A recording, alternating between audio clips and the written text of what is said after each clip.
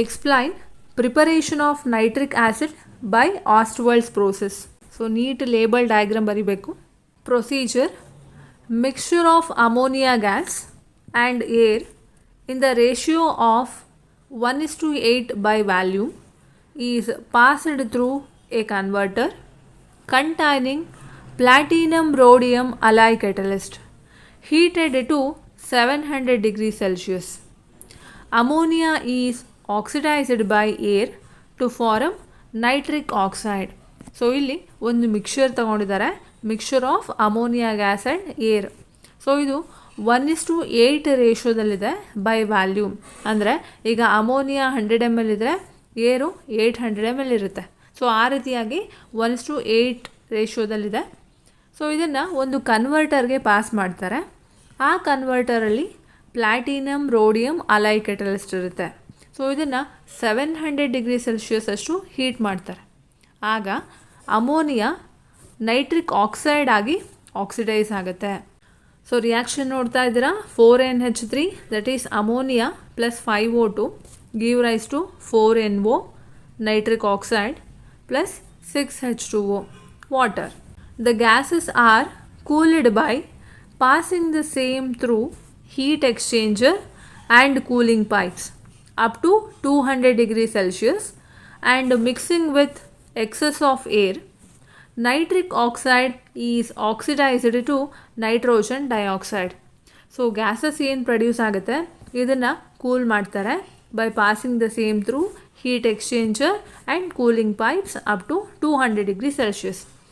So again ಇದು excess of air ಜೊತೆಗೆ mix ಆಗುತ್ತೆ. ಸೊ ಮಿಕ್ಸ್ ಆದಾಗ ನೈಟ್ರಿಕ್ ಆಕ್ಸೈಡು ನೈಟ್ರೋಜನ್ ಡೈಆಕ್ಸೈಡ್ ಆಗಿ ಕನ್ವರ್ಟ್ ಆಗುತ್ತೆ. ಸೊ ರಿಯಾಕ್ಷನ್ ನೋಡ್ತಾ ಇದ್ದೀರಾ, 2NO that is nitric oxide plus O2 give rise to 2NO2 nitrogen dioxide.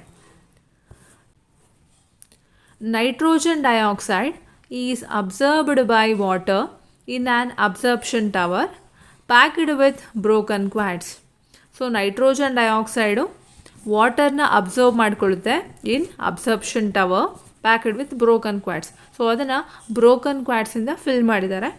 ಆಗ dilute solution of nitric acid is obtained. So ಆಗ ನಮಗೆ nitric acid ಅಂದರೆ dilute ಫಾರ್ಮಲ್ಲಿ ಸಿಗುತ್ತೆ.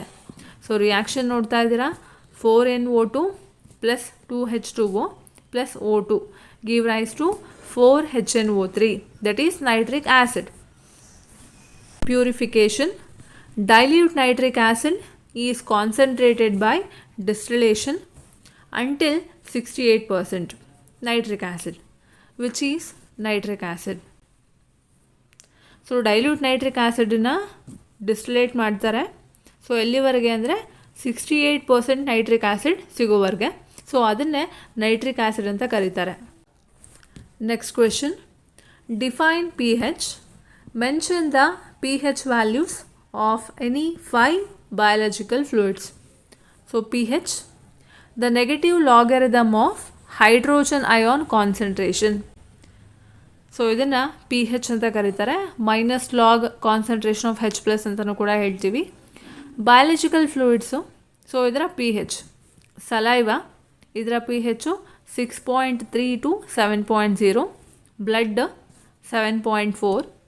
Urine 4.6 to 8.0. gastric juice 1.5 to 3.5. tears 7.2 to 7.4. Next question, describe the preparation of ethyl alcohol from molasses. So ಮೊಲಾಸಸ್ನ use ಮಾಡಿಕೊಂಡು ಹೇಗೆ ethyl ಆಲ್ಕೋಹಾಲ್ನ prepare ಮಾಡ್ತಾರೆ ಅಂತ. It consist of following steps. So ಇದರಲ್ಲಿ ಫಾಲೋಯಿಂಗ್ ಸ್ಟೆಪ್ಸ್ಗಳಿದೆ: dilution, addition of ammonium salts and acidification, fermentation, fractional distillation. So one by one ನೋಡ್ತಾ ಹೋಗೋಣ. First one, dilution. Molasses is diluted with water to reduce the concentration of sugar to about 10%.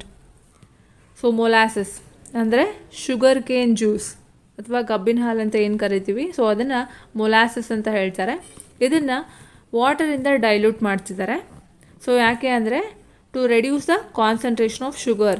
So ಶುಗರ್ನ concentration ಕಡಿಮೆ ಮಾಡೋದಕ್ಕೋಸ್ಕರ ಮೊಲಾಸಸ್ನ water ಜೊತೆಗೆ dilute ಮಾಡ್ತಾ ಇದ್ದಾರೆ to about 10%.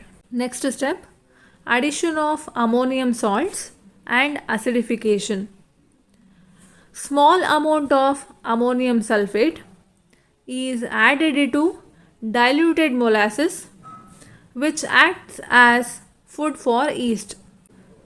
So small amount of ammonium ಸಲ್ಫೇಟನ್ನು ಡೈಲ್ಯೂಟೆಡ್ ಮೊಲಾಸಸ್ಗೆ ಆ್ಯಡ್ ಮಾಡ್ತಿದ್ದಾರೆ.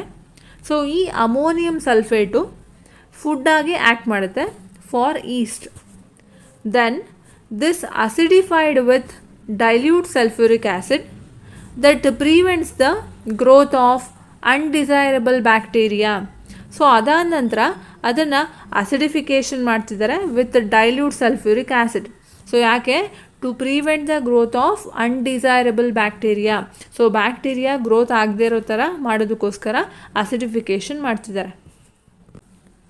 Next step, fermentation. Diluted molasses solution is taken in large fermentation tank and some yeast is added to it. So diluted molasses ಸೊಲ್ಯೂಷನನ್ನು ಒಂದು large fermentation ಟ್ಯಾಂಕಲ್ಲಿ ತೊಗೊಂಡಿದ್ದಾರೆ, ಅದಕ್ಕೆ ಒಂದಿಷ್ಟು ಈಸ್ಟನ್ನು ಆ್ಯಡ್ ಮಾಡಿದ್ದಾರೆ. This solution is maintained at 30 degree Celsius for 2 to 3 days. So ಈ ಸೊಲ್ಯೂಷನನ್ನು 30 ಡಿಗ್ರಿ ಸೆಲ್ಸಿಯಸ್, ಸೊ ಟೆಂಪ್ರೇಚರ್ ಎಷ್ಟು ಮೇಂಟೈನ್ ಮಾಡಿದ್ದಾರೆ? 30 degree Celsius for 2 to 3 days. So 2 ರಿಂದ 3 ದಿನ. Enzymes present in the East bring about fermentation has follows. So ಈಸ್ಟಲ್ಲಿರುವಂಥ ಎನ್ಸೈಮ್ಸ್ಗಳು fermentation ಪ್ರೋಸೆಸ್ನ ಮಾಡುತ್ತೆ. So enzyme invertase catalyses hydrolysis of sucrose into glucose and fructose. So invertase ಅನ್ನುವಂಥ enzyme ಸುಕ್ರೋಸನ್ನು glucose ಮತ್ತು fructose ಆಗಿ ಕನ್ವರ್ಟ್ ಮಾಡುತ್ತೆ. ಸೊ ರಿಯಾಕ್ಷನ್ ನೋಡ್ತಾ ಇದ್ದೀರಾ, C12H22O11 that is sucrose plus H2O. So ಇಲ್ಲಿರುವಂಥ ಎನ್ಸೈಮು ಇನ್ವರ್ಟೇಸ್. ಸೊ ಇನ್ವರ್ಟೇಸು ಸುಕ್ರೋಸನ್ನು ಗ್ಲೂಕೋಸ್ ಮತ್ತು ಫ್ರಕ್ಟೋಸ್ ಆಗಿ ಕನ್ವರ್ಟ್ ಮಾಡ್ತಿದೆ. Enzyme zymase catalyses the conversion of glucose and fructose into ethanol and carbon dioxide. So enzyme zymase ಅನ್ನುವಂಥ enzyme glucose ಮತ್ತು ಫ್ರಕ್ಟೋಸನ್ನು ethanol ಮತ್ತು carbon dioxide ಆಗಿ ಕನ್ವರ್ಟ್ ಮಾಡ್ತಿದೆ. ಸೊ ರಿಯಾಕ್ಷನ್ ಹೀಗಿದೆ, C6H12O6 plus H2O. So enzyme zymase. So ಆಗ ಬರುವಂಥ product ಏನು? Ethyl alcohol that is 2C2H5OH plus carbon dioxide 2CO2. The fermented liquid so obtained is known as wash, which contains 10 to 15% alcohol. So fermented liquid ಏನು ಸಿಗುತ್ತೆ ಇದನ್ನು wash ಅಂತ ಕರೀತಾರೆ. So ಇದರಲ್ಲಿ 10 to 15% ಅಷ್ಟು ಆಲ್ಕೋಹಾಲ್ ಪ್ರೆಸೆಂಟ್ ಇರುತ್ತೆ. So next step, fractional distillation. Wash is subjected to fractional distillation to get rectified spirit which is 95.5% alcohol. So ಏನು wash ಸಿಗುತ್ತೆ ಅಂದರೆ ಫರ್ಮೆಂಟೆಡ್ ಲಿಕ್ವಿಡು, ಇದನ್ನು ಫ್ರ್ಯಾಕ್ಷನಲ್ ಡಿಸ್ಟಿಲೇಷನ್ ಮಾಡ್ತಾರೆ. ಸೊ ಆಗ ನಮಗೆ ರೆಕ್ಟಿಫೈಡ್ ಸ್ಪಿರಿಟ್ ಸಿಗುತ್ತೆ. ಸೊ ಇದರಲ್ಲಿ 95.5% ಅಷ್ಟು ಆಲ್ಕೋಹಾಲ್ ಪ್ರೆಸೆಂಟ್ ಇರುತ್ತೆ. Next question, define half life period. Mention the applications of cobalt-60 and iodine-131 isotopes. So half life period ಅಂದರೆ it is the time taken by the element to disintegrate to half of its initial value that is original value. So ಒಂದು element ಅದರ initial value ಅಥವಾ original value ಏನಿದೆ ಅದರ half ಆಗಿ ಡಿಸಿಂಟಗ್ರೇಟ್ ಆಗೋದಕ್ಕೆ so ಎಷ್ಟು time ತಗೊಳುತ್ತೆ ಅದನ್ನು ಹಾಫ್ ಲೈಫ್ ಪೀರಿಯಡ್ ಅಂತ ಕರೀತಾರೆ. So next, applications of cobalt-60. It is used in the treatment of cancer. So cancer ಟ್ರೀಟ್ಮೆಂಟಲ್ಲಿ ಯೂಸ್ ಮಾಡ್ತಾರೆ. Food materials irradiated by it can be stored for longer time. So ಒಂದು food ಮೆಟೀರಿಯಲ್ಗೆ cobalt sixty ರೇಡಿಯೇಷನ್ನ pass ಮಾಡಿ ಅದನ್ನು ತುಂಬ ದಿನಗಳ ಕಾಲ ಹಾಗೆ ಇಡ್ಬೋದು. ಸೊ ಅದು ಹಾಳಾಗಲ್ಲ. It is used as catalyst in manufacture of polythene from ethylene. So ಇದನ್ನು ಕೆಟಲಿಸ್ಟ್ ಆಗಿಯೂ ಕೂಡ ಯೂಸ್ ಮಾಡ್ತಾರೆ. ಸೊ ಅಲ್ಲಿ ಇನ್ the manufacture of polythene from ethylene, ಇಥಿಲೀನ್ನ ಯೂಸ್ ಮಾಡಿಕೊಂಡು ಪಾಲಿಥೀನ್ನ ಪ್ರೊಡ್ಯೂಸ್ ಮಾಡ್ತಾರೆ. ಸೊ ಅಲ್ಲಿ ಕೋಬಾಲ್ಟ್-60ನ ಕೆಟಲಿಸ್ಟ್ ಆಗಿ ಯೂಸ್ ಮಾಡ್ತಾರೆ. It is used in sterilisation of operation theatre and surgical instruments. So operation theatre ಮತ್ತು ಸರ್ಜಿಕಲ್ ಇನ್ಸ್ಟ್ರೂಮೆಂಟ್ಸನ್ನು ಸ್ಟೆರಿಲೈಸ್ ಮಾಡೋದಕ್ಕೂ ಕೂಡ ಕೋಬಾಲ್ಟ್-60ನ ಯೂಸ್ ಮಾಡ್ತಾರೆ. So next applications of iodine-131. It is used in treatment of goitre disease. So goitre ಡಿಸೀಸ್ನ ಟ್ರೀಟ್ಮೆಂಟಲ್ಲಿ iodine-131 use ಮಾಡ್ತಾರೆ. It is used in detection and treatment of disorders of thyroid gland. So thyroid gland related ಏನೇನು ಡಿಸಾರ್ಡರ್ಸ್ಗಳು ಬರುತ್ತೆ ಅವುಗಳ detection, so identification ಮಾಡೋದಕ್ಕೆ ಮತ್ತು treat ಮಾಡೋದಕ್ಕೆ iodine-131ನ ಯೂಸ್ ಮಾಡ್ತಾರೆ. It is used to locate and determine the size of brain tumours.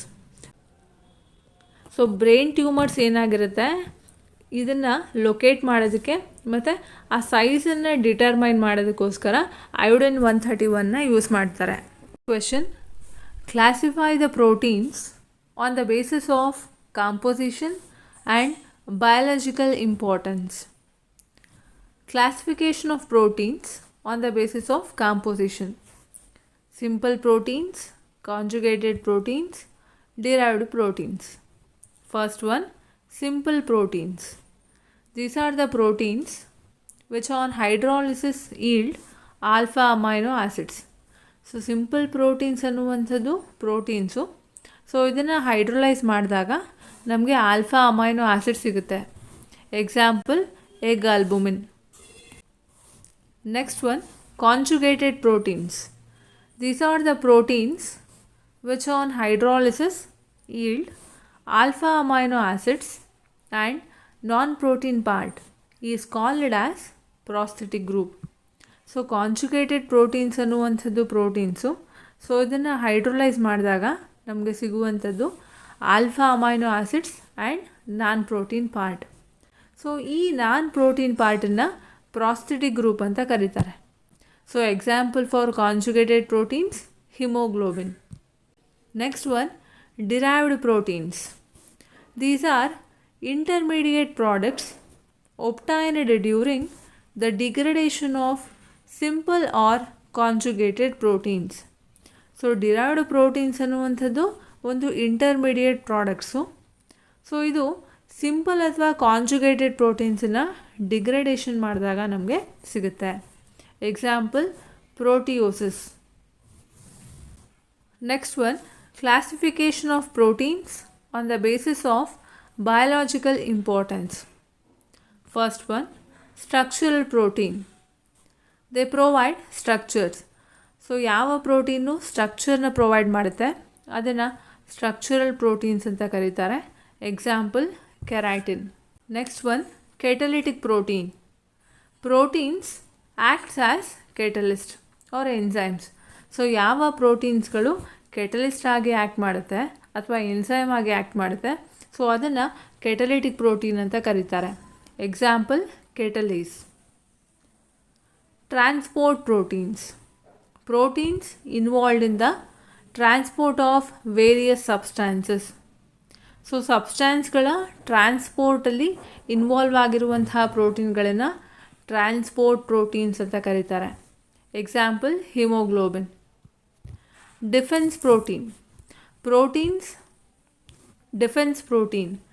Proteins which provide immunity against infection. So ಯಾವ ಪ್ರೋಟೀನ್ಸ್ಗಳು ಇನ್ಫೆಕ್ಷನ್ ಅಗೇನೆಸ್ಟ್ ಇಮ್ಯುನಿಟಿನ ಪ್ರೊವೈಡ್ ಮಾಡುತ್ತೆ ಸೊ ಅದನ್ನು ಡಿಫೆನ್ಸ್ ಪ್ರೋಟೀನ್ ಅಂತ ಕರೀತಾರೆ. Example, antibodies. Next question, define enzymes. Give the classification of enzymes with one example for each.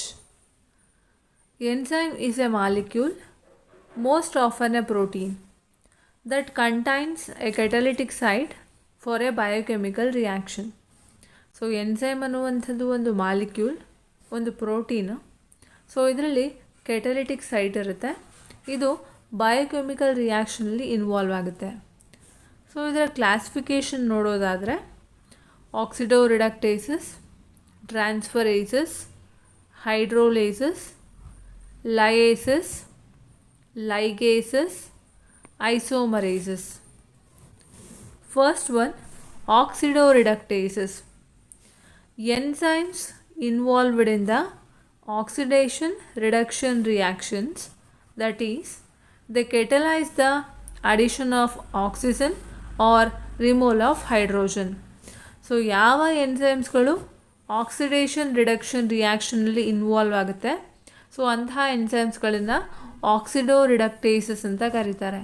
Example alcohol dehydrogenase, enzyme that catalyze the transfer of functional groups from one substrate to another. So ಒಂದು ಸಬ್ಸ್ಟ್ರೇಟಿಂದ ಇನ್ನೊಂದು ಸಬ್ಸ್ಟ್ರೇಟ್ಗೆ functional ಗ್ರೂಪನ್ನು transfer ಮಾಡುವಂಥ ರಿಯಾಕ್ಷನ್ಗಳನ್ನು catalyse ಮಾಡುವಂಥ ಎನ್ಸೈಮನ್ನು ಟ್ರಾನ್ಸ್ಫರೇಸಸ್ ಅಂತ ಕರೀತಾರೆ. Example ಹೆಕ್ಸೋಕೈನೇಸ್. ಹೈಡ್ರೋಲೇಸಿಸ್, enzymes that bring about hydrolysis of various compounds with the addition of a molecule of water. So ಯಾವ ಎನ್ಸೈಮ್ಸ್ಗಳು hydrolysis ರಿಯಾಕ್ಷನಲ್ಲಿ involve ಆಗುತ್ತೆ, ಸೊ ಆ ಎನ್ಸೈಮ್ಸ್ಗಳನ್ನು ಹೈಡ್ರೋಲೇಸಿಸ್ ಅಂತ ಕರೀತಾರೆ. Example lipase. Next one lyases. Enzymes specialized in the addition or removal of water, ammonia, carbon dioxide, etc. So ಯಾವ ಎನ್ಸೈಮ್ಸ್ಗಳು water, ammonia, carbon dioxide, so ಇವುಗಳನ್ನು ಅಡಿಷನ್ ಅಥವಾ ರಿಮೂವಲ್ ಮಾಡುತ್ತೆ, ಸೊ ಅಂಥ ಎನ್ಸೈಮ್ಸ್ಗಳನ್ನು ಲಯೇಸಸ್ ಅಂತ ಕರೀತಾರೆ. Example aldolase. Next one ligases. Enzymes catalyzing the synthetic reactions where two molecules are joined together and ATP is used. So ಯಾವ ಎನ್ಸೈಮ್ಸ್ಗಳು ಸಿಂಥೆಟಿಕ್ ರಿಯಾಕ್ಷನ್ಸ್ಗಳನ್ನು ಕೆಟಲೈಸ್ ಮಾಡುತ್ತೆ, ಅಂದರೆ ಇಲ್ಲಿ ಎರಡು ಮಾಲಿಕ್ಯೂಲ್ಸ್ಗಳು ಜಾಯಿನ್ ಆಗಿರುತ್ತೆ ಆ್ಯಂಡ್ ATP ಕೂಡ ಯೂಸ್ ಆಗುತ್ತೆ. Example glutathione synthetase. Next one isomerases. These are involved in the isomerization of a substrate and in turn catalyze the interconversion of one isomeric form to the other. So ಯಾವ ಎನ್ಸೈಮ್ಸ್ಗಳು ಐಸೋಮರೈಸೇಷನ್ ರಿಯಾಕ್ಷನಲ್ಲಿ involve ಆಗುತ್ತೆ, ಅಂದರೆ ಒಂದು isomeric ಫಾರ್ಮನ್ನು ಇನ್ನೊಂದು isomeric form ಆಗಿ convert ಮಾಡೋವಂಥದ್ದು, so interconversion. So ಅಂತಹ ರಿಯಾಕ್ಷನ್ಗಳನ್ನು ಕೆಟಲೈಸ್ ಮಾಡುವಂಥ ಎನ್ಸೈಮ್ಸನ್ನು ಐಸೋಮರೈಸಸ್ ಅಂತ ಕರೀತಾರೆ. Example phosphohexose. Next question, explain a Tyndall effect, b Brownian movement. So first one Tyndall effect. So diagram ನೀಟಾಗಿ ಬರೀಬೇಕು.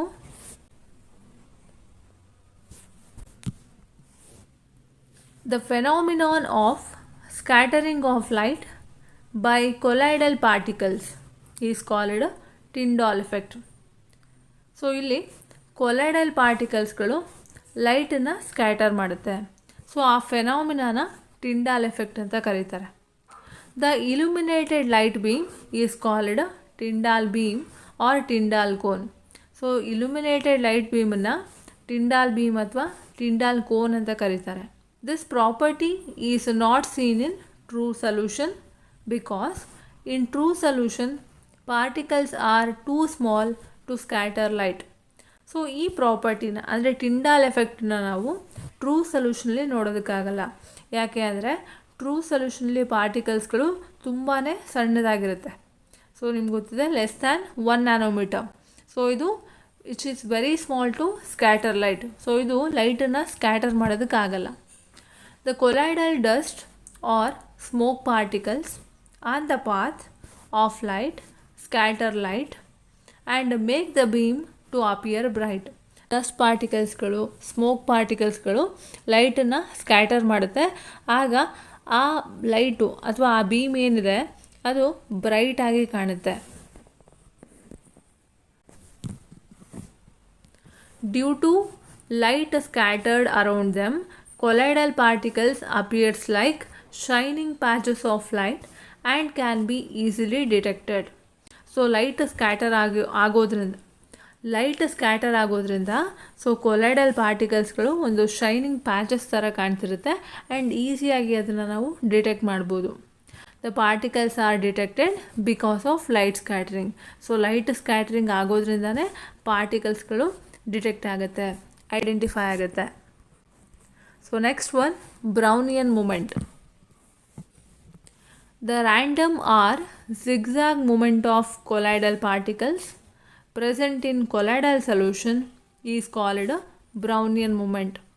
ಸೊ ಕೊಲೈಡಲ್ ಸೊಲ್ಯೂಷನಲ್ಲಿರುವಂಥ ಕೊಲೈಡಲ್ ಪಾರ್ಟಿಕಲ್ಸ್ಗಳೇನಿದೆ ಅವುಗಳ ರ್ಯಾಂಡಮ್ ಅಥವಾ ಜಿಗ್ಜಾಗ್ ಮೂಮೆಂಟನ್ನು ಬ್ರೌನಿಯನ್ ಮೂಮೆಂಟ್ ಅಂತ ಕರೀತಾರೆ. Robert Brown observed that suspended particles in colloidal solution were not in rest but in constant motion. Robert Brown observed that suspended particles in colloidal solution were not in rest but in constant motion, that is zigzag motion. Robert brown ಏನು observe ಮಾಡ್ತಾರೆ ಅಂದರೆ colloidal ಸೊಲ್ಯೂಷನಲ್ಲಿ ಇರುವಂಥ ಪಾರ್ಟಿಕಲ್ಸ್ಗಳು ರೆಸ್ಟಲ್ಲಿ ಇರಲ್ಲ, ಆದರೆ ಅವು zigzag ಮೋಷನಲ್ಲಿ ಇರುತ್ತೆ. Brownian movement provides proof for existence of kinetic energy for the molecules of the ಮೀಡಿಯಮಲ್ಲಿರುವಂಥ ಸೊ ಬ್ರೌನಿಯನ್ ಮೂಮೆಂಟಿಂದ ನಮಗೇನು ಗೊತ್ತಾಗುತ್ತೆ ಅಂದರೆ ಮೀಡಿಯಮಲ್ಲಿರುವಂಥ ಮಾಲಿಕ್ಯೂಲ್ಸ್ಗಳಿಗೆ ಕೈನೆಟಿಕ್ ಎನರ್ಜಿ ಇದೆ ಅಂತ ಗೊತ್ತಾಗುತ್ತೆ. The moving molecules of the medium collide with colloidal particles which are relatively larger in size. So ಮೀಡಿಯಮಲ್ಲಿರುವಂಥ moving ಮಾಲಿಕ್ಯೂಲ್ಸ್ಗಳು ಕೊಲೈಡಲ್ ಪಾರ್ಟಿಕಲ್ಸ್ ಜೊತೆಗೆ ಕೊಲೈಡ್ ಆಗುತ್ತೆ. So which are relatively larger in size. As a result colloidal particles acquire kinetic energy and start moving. So ಆಗ ಅಂದರೆ collide ಆಗುತ್ತಲ್ಲ, ಆಗ colloidal ಪಾರ್ಟಿಕಲ್ಸ್ಗಳಿಗೆ kinetic so ಯಾವಾಗ ಕೊಲಿಷನ್ ಆಗುತ್ತೆ ಕೊಲೈಡಲ್ ಪಾರ್ಟಿಕಲ್ಸ್ಗಳಿಗೆ ಕೈನೆಟಿಕ್ ಎನರ್ಜಿ ಬರುತ್ತೆ, ಆಗ ಅವು ಮೂವ್ ಆಗೋದಕ್ಕೆ ಸ್ಟಾರ್ಟ್ ಆಗುತ್ತೆ. Due to their large mass they move so slowly that the movement can be noticed during Tyndall effect.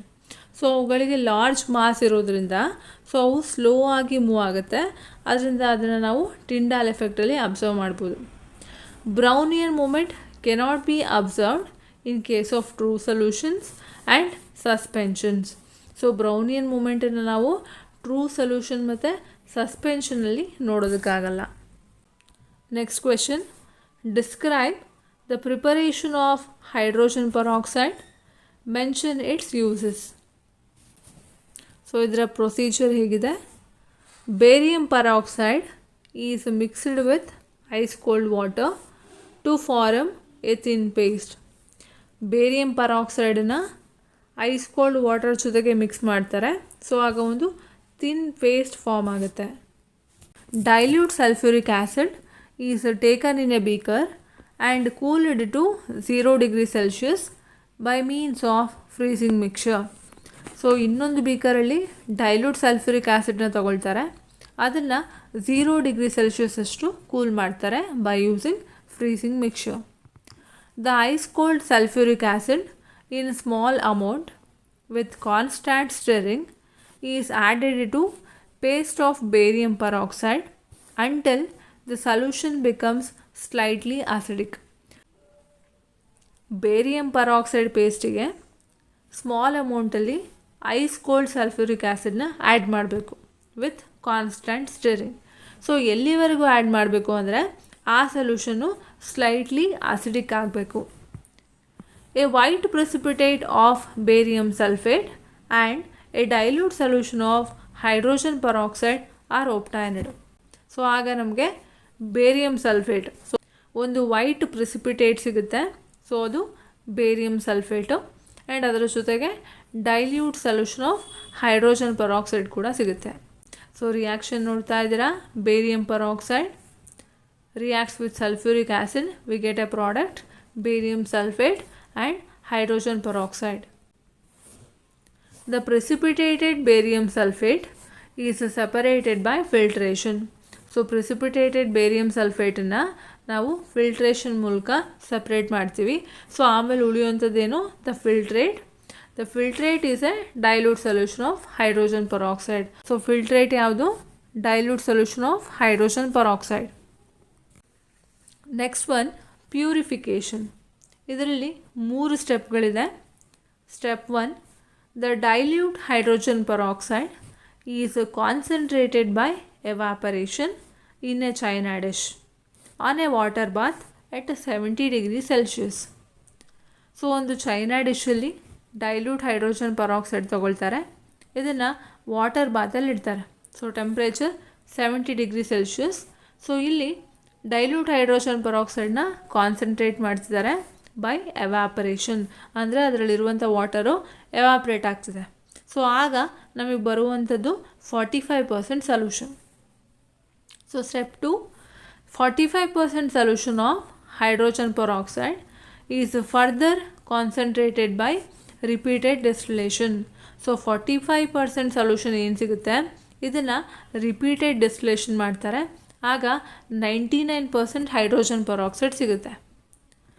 Step 3, when 99% hydrogen peroxide is cooled at -10 degrees Celsius in solid carbon dioxide, that is dry ice, 100% hydrogen peroxide crystals are formed. So 99% hydrogen peroxide ಏನಿದೆ ಇದನ್ನು -10 degree Celsius ಅಷ್ಟು cool ಮಾಡ್ತಾರೆ in solid carbon dioxide. ಇದನ್ನು dry ice ಅಂತಲೂ ಕೂಡ ಕರೀತಾರೆ. So ಆಗ ನಮಗೆ 100% ಹೈಡ್ರೋಜನ್ ಪೆರಾಕ್ಸೈಡ್ ಕ್ರಿಸ್ಟಲ್ ಸಿಗುತ್ತೆ. ಸೊ ಈ ಹೈಡ್ರೋಜನ್ ಪೆರಾಕ್ಸೈಡ್ನ ಎಲ್ಲೆಲ್ಲಿ ಯೂಸ್ ಮಾಡ್ತಾರೆ ಅಂತ ನೋಡೋದಾದರೆ, it is used in medicine as an antiseptic agent and germicide. So ಇದನ್ನು ಆ್ಯಂಟಿಸೆಪ್ಟಿಕ್ ಏಜೆಂಟಾಗಿ ಜರ್ಮಿಸೈಡಾಗಿ ಯೂಸ್ ಮಾಡ್ತಾರೆ. It is used to clean the wounds, surgical instruments. So wounds ಅಂದರೆ ಗಾಯಗಳೇನಿರುತ್ತೆ ಅದು, ಆ್ಯಂಡ್ ಸರ್ಜಿಕಲ್ ಇನ್ಸ್ಟ್ರೂಮೆಂಟ್ಸ್ಗಳನ್ನು ಕ್ಲೀನ್ ಮಾಡೋದಕ್ಕೆ ಯೂಸ್ ಮಾಡ್ತಾರೆ. It is used to restore the colour of old paints. So old ಪೇಂಟ್ಸ್ಗಳ ಕಲರನ್ನು ರೀಸ್ಟೋರ್ ಮಾಡೋದಕ್ಕೆ ಮತ್ತು ಗೇನ್ ಮಾಡೋದಕ್ಕೆ ಹೈಡ್ರೋಜನ್ ಪೆರಾಕ್ಸೈಡ್ನ ಯೂಸ್ ಮಾಡ್ತಾರೆ. It is used in the manufacture of sodium peroxide. So sodium ಪೆರಾಕ್ಸೈಡ್ನ ಪ್ರಿಪರೇಷನಲ್ಲಿ, ಮ್ಯಾನುಫ್ಯಾಕ್ಚರಲ್ಲಿ ಯೂಸ್ ಮಾಡ್ತಾರೆ. Next question, what is natural radioactivity? Write the properties of alpha, beta and gamma particles. Natural radioactivity. If the substance emits radiation by itself, the phenomenon is called natural radioactivity. So ಒಂದು ಸಬ್ಸ್ಟ್ಯಾನ್ಸು ಅದಕ್ಕದೇ radiation emit ಮಾಡಿದ್ರೆ ಆ ಫೆನಾಮಿನಾನ natural radioactivity ಅಂತ ಕರೀತಾರೆ. So next one, properties of alpha particles. Alpha particles are positively charged particles. So alpha ಪಾರ್ಟಿಕಲ್ಸ್ಗೆ positive charge ಇರುತ್ತೆ. They have high ionising power. So ಅದರ ionising power ತುಂಬಾ ಜಾಸ್ತಿ ಇರುತ್ತೆ. And they have low penetrating power. So penetrating power ಕಡಿಮೆ ಇರುತ್ತೆ. ಇದರ velocity 1/10 to 1/20 of the velocity of light. So next one, properties of beta particles. Beta particles are negatively charged particles.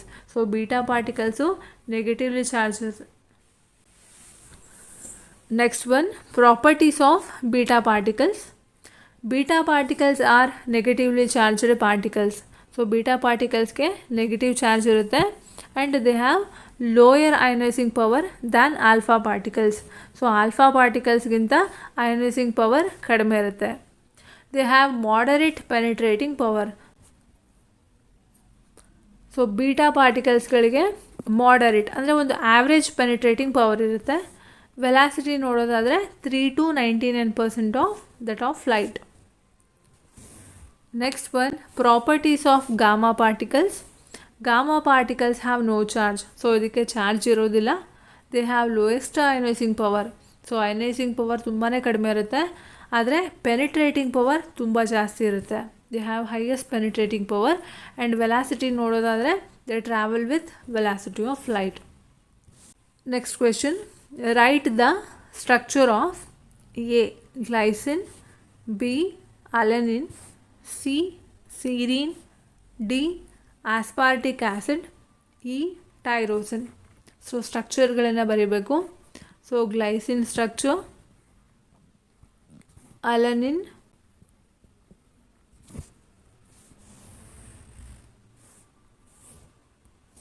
serine, aspartic acid, tyrosine.